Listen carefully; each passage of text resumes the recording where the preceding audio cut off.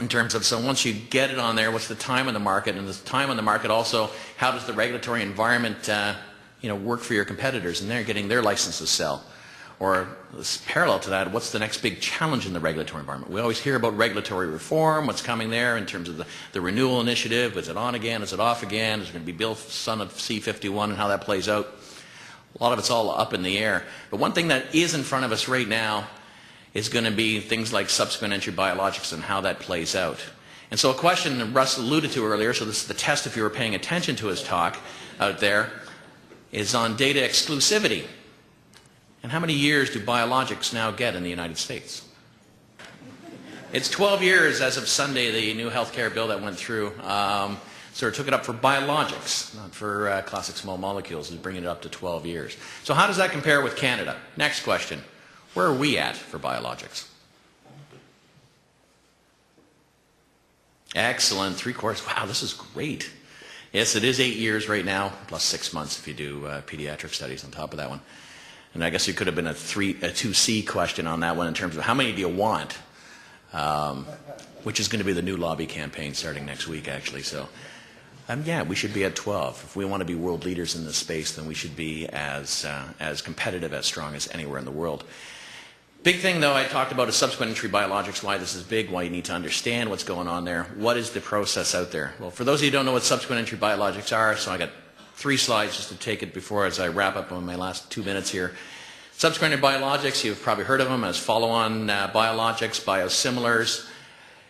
Basically, biologics, as you know, are products that you grow. There are many ways to make a biologic. There are many different processes, and biologics aren't something you can make identical copies of. You can make something similar, but you can't make an identical copy. They are not generics.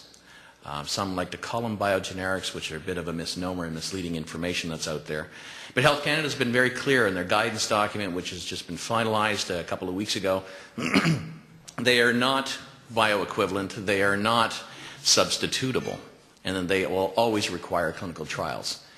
Doesn't mean they're worse, doesn't mean they're better, just means they're different.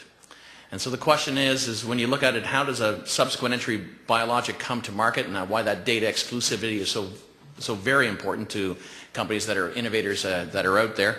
Typical drug submission has a pretty comprehensive package in terms of clinical trials. If you're coming up, as you know, with generics, you have an abbreviated package that brings it together.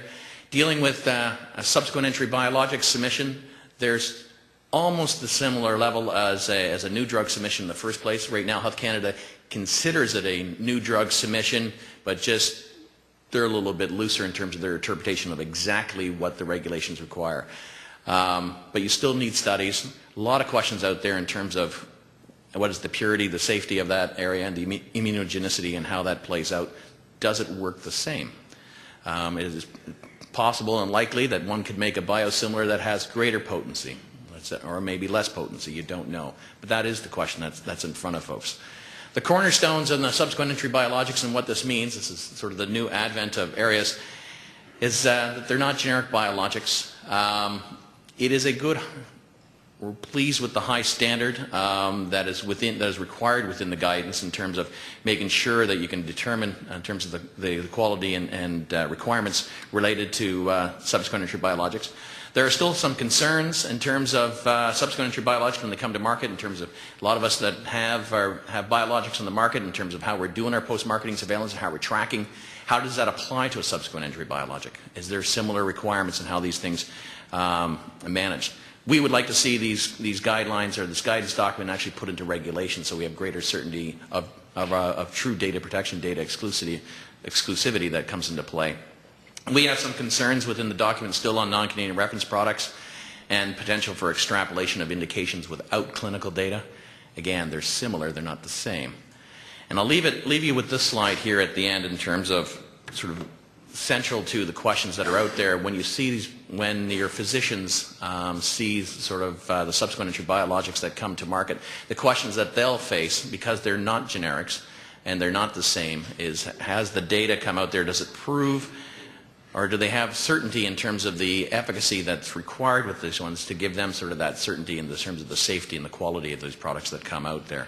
Ask the questions, I think, that has to be on there. What level of clinical evidence is necessary to establish that certainty? And especially as we're going to look at, as you know, biologics are complex molecules to make, and there are many different ways to make them over time.